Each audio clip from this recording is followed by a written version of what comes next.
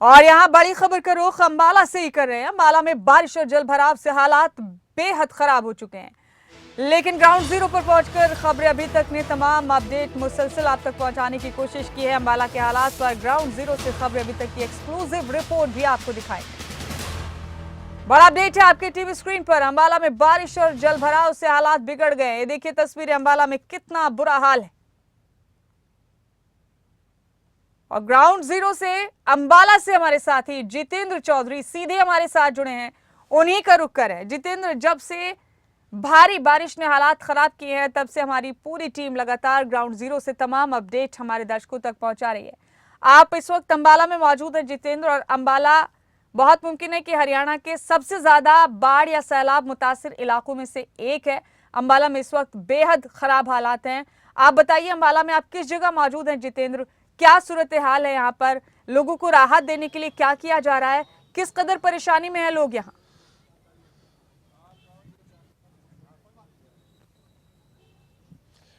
देखिए बिल्कुल मुमताज, इस वक्त हम अंबाला की तस्वीरें यहाँ पर दिखा रहे हैं, क्योंकि अंबाला के जो डीसी हैं वो यहाँ पर पहुँच चुके हैं। अंबाला के जो पुलिस के जो आला अधिकारी हैं जसनदीप रंधावा, वो भी यहाँ पर पहुँच चुके हैं और जो यहाँ का जो एरिया है उसकी पूरी जानकारी वो ले रहे हैं। इंडस्ट्रियल एरिया अंबाला के नज़दीक हम मौजूद हैं और यहाँ पर आकर के तमाम जो अधिकारी हैं वो लगातार ये देख रहे हैं कि मौके पर किस तरीके के को लेकर के जल भराव की स्थिति है और किस तरीके से लोगों को रेस्क्यू करने का काम किया जा रहा है। अभी कुछ ही पलों पहले अंबाला के जो डीसी हैं वो यहाँ पर पहुँचे हैं और उनकी तरफ से ये तमाम जायज़ा यहाँ पर लिया जा रहा है कि किस तरीके से पूरे जो हालात हैं उन पर काबू पाने को लेकर के कदम उठाए जा रहे हैं। फिलहाल आप तस्वीरों के अंदर भी देख सकते हैं, पूरा प्रशासनिक अमला जो है वो यहाँ पर पहुँचा है और हमने लोगों को वो तस्वीरें भी दिखाई हैं कि किस लोगों को रेस्क्यू करके बाहर लाने का काम जो है वो यहाँ पर किया जा रहा है। फिलहाल जो है अधिकारियों की तरफ से भी, क्योंकि अगर हम बात करें हरियाणा सरकार की तरफ से भी अलग अलग जो टीमें हैं वो गठित की गई हैं वरिष्ठ अधिकारियों के साथ, और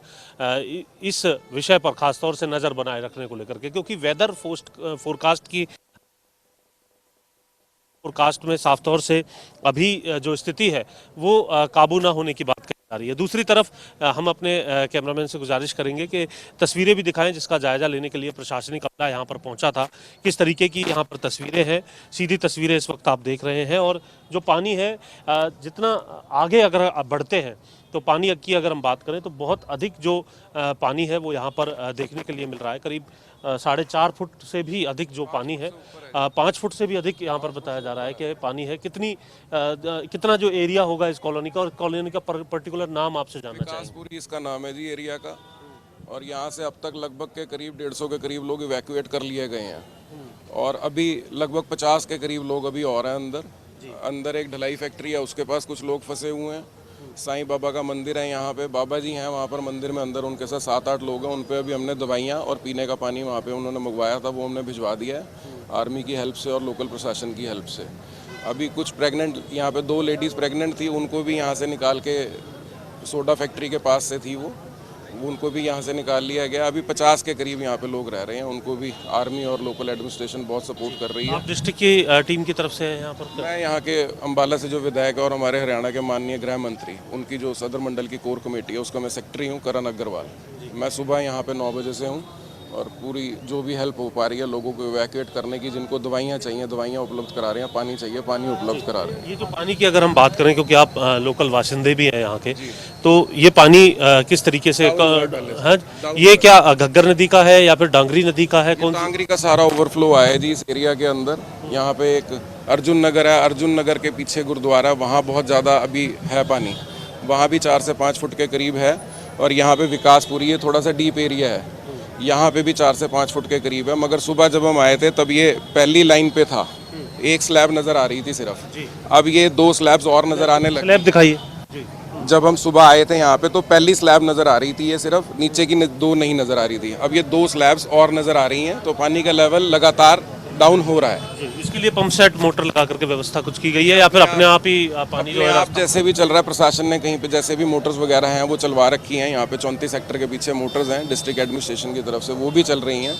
बाकी पानी का फ्लो जो है अभी डाउन होता जा रहा है। आप जो ये जो चमकीले जो लाइफ गार्ड्स जो आप देख रहे हैं, ये तमाम जो है डिस्ट्रिक्ट एडमिनिस्ट्रेशन की टीम है और दूसरी तरफ आर्मी की टीम भी हम चाहेंगे कि कैमरामैन शरद जो है जो आर्मी की टीम यहाँ पर लगी हुई है जो लगातार मेडिकल फैसिलिटीज़ से लेकर के लोगों को रेस्क्यू करने का काम यहाँ पर कर रही है, उसकी तस्वीरें भी हम आपको दिखा रहे हैं कि किस तरीके से इन्हें रेस्क्यू करने का काम किया जा रहा है। वहीं डीसी ऑफिस अंबाला की तरफ से भी एक बोट जो है वो यहाँ पर लगाई गई है, चाहे किसी को मेडिकल व्यवस्था की ज़रूरत हो या फिर दूसरी तरफ अगर हम बात करें लोगों को रेस्क्यू करने की बात हो, राशन पहुंचाने की बात हो, क्योंकि कुछ लोग ऐसे भी हैं मुमताज जो ये चाह रहे हैं कि वे अपने घर के अंदर ही रहना चाहते हैं चाहे भले ही पानी भर गया हो। तो ऐसे लोगों को राशन मुहैया, पानी मुहैया कराने का काम भी ये तमाम टीमें जो है यहाँ पर कर रही है और जिस तरीके से यहाँ रेस्क्यू का काम चल रहा है उसके मुताबिक ये बताया जा रहा है कि 50 के टीम करीब के अलावा जितेंद्र, एनडीआरएफ, एसडीआरएफ के अलावा आर्मी के लोग भी यहाँ मौजूद हैं, कुछ वॉलंटियर्स भी वहां पर मौजूद हैं। जितेंद्र, स्थानीय विधायक अनिल विज जो सूबे के गृह मंत्री भी, उन्होंने खुद नाव के जरिए भी जायजा लिया था तमाम इलाकों का। इन लोगों से ये भी जाने जितेंद्र कि अंबाला सिटी में और कौन कौन सी ऐसी लोकेलिटीज हैं जहां इतना ही बुरा हाल है जितना कि यहाँ पर है, जहां पर भी मौजूद है।